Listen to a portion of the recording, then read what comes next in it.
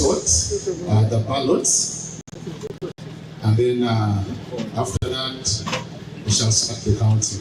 Owekigombe kya NRM Diana Kampe Ampeire wabaire nahayanira obunyeshenje bw'eminyeeto y'abaishiki akababa omu kooti ya Chief Magistrate omu rurembo rwa Hoima arikuhakanisa obusinguzi obwa Masekanyesigi omu karuuru hakebire 6 okwezi oku owayebembeire okutebeekanisa akaruuru aka Jennifer Kyobutungi akarangirira Masekanyesigi nk'omusinguzi na n'oburuuru 2016 yakuratwa Diana Kampe na n'oburuuru 1998 Julia Muhumuza na n'oburuuru 24 obwa NUP n'amande na n'akaruuru kamwe hati 2011 by'okwezi oku Kampe akababira Masekanyesigi akakiiko k'ebyoburuuru hamwe na Jennifer Kyobutungi owarangiriire byarugire omu karuuru ogu arikurabira omu rwapurida be abarimu Enoch Besigye hamwe na Brian Cooper Rubeihayo omu kooti ebeire ekuriirwe omuramuzi George Kunihira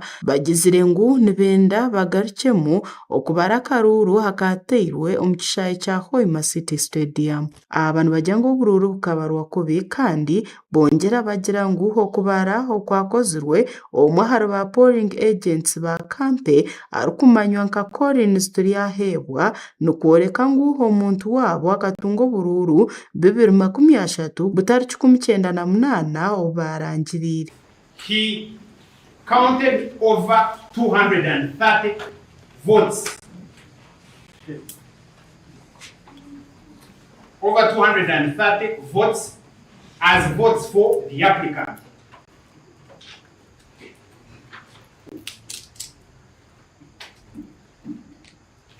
And our submission is that this is evidence enough. Baitu baroya ba Masekanyesigi bebembeirwemu Asumani Basarura na David Kamukama ahamwe na roya w'akakiiko k'ebyoburuuru Abubakar Kayondo bamanyise omuramuzi ngu okubara akaruuru kagenda kurungi boona betimbireho barikureeba butunu n'amaisho gaabo bumwe omu bujulizi obwaba bareetsire burimu obujulizi kuruga ahari abo ababaire bari aha kubara akaruuru aka nka Julia Muhumuza omu babaire betimbireho ahamwe na Alan Mwesigwa John omunyamakuru owakwatire byona aha katambi. Muhumuza Julia. Oh, Julia. Yes. Who was one of the candidates in that election.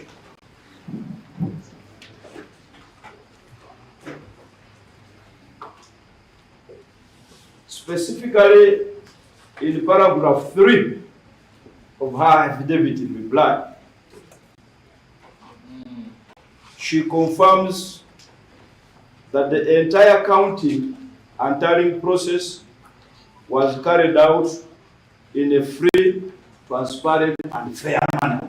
Kooti ehurire byona okuhikya omu bwire bwa shaaha 5 z'ekiro kandi omuriro gwakira omu kooti obu omwe ahari baroya ba Kampe ayenzire kukwatana na n'omuramuzi arikuhakanisa ekyokushaba ngu bazaana akatambi akakwatsirwe nibabara oburuuru.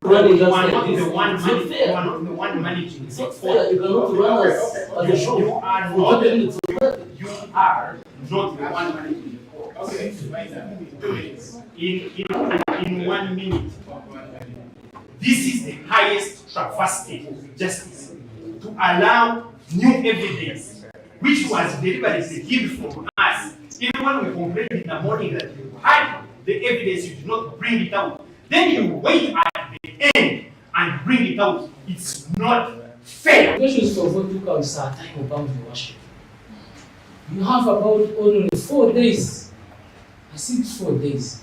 So you cannot keep going back and forth. Otherwise, you may never achieve the whole purpose of the vote to count application. Whether we shall win or not, I don't know. But you may not achieve the whole purpose of the vote to count when you keep going back and forth. Eki kirigirireho omuramuzi George Kunihira okwongezayo omushango okuhikya orwa kabiri 2017 okwezi oku obareije kuhayenchwamu omu kushaba okukuzaana akatambi. Tuesday next week at 9 for a ruling on this application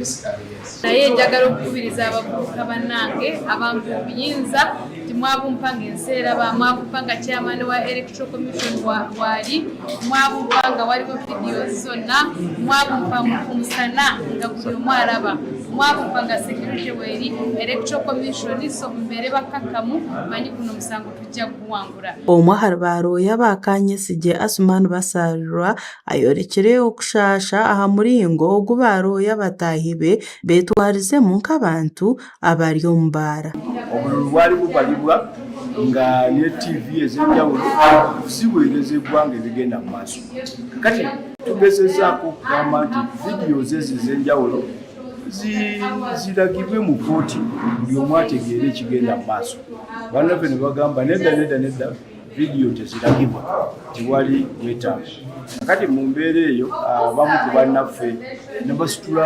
amaloboozi mu ngeri gye tulowoozeza nti etyoboola kooti kati nga nze looya ali siniya mbadde nteekwa okutwala obuvunaanyizibwa okusookera ddala okusaba bannange okuwa kooti ekitiibwa ekyokubiri obutakangula amaloboozi Basalirwa ayishukize barooya batahibe ng'ora abateekyereza inene bya kooti egi aine obugabe bw'okuza omu kooti endiijo okutarikwetwaza enyetwaza mbi omu kooti nti omuntu yenna bw'aba tamatidde nakigenda mu maaso wano eno si ye kooti esembayo eno kooti esooka busoosi ensonga z'ebyokulonda zigenda mpaka mu kooti ejjulirwamu ey'okubiri gye bayita kooti so sirowooza nti omuntu yenna yandibadde akangula eddoboozi ebyona baire hagati y'ebyokwerinda by'amaani kandi boona ababaire betsimbireho abarimu Masekanyesije n'omuhababi Diana Kampe ahamwe na Julia Muhumuza boona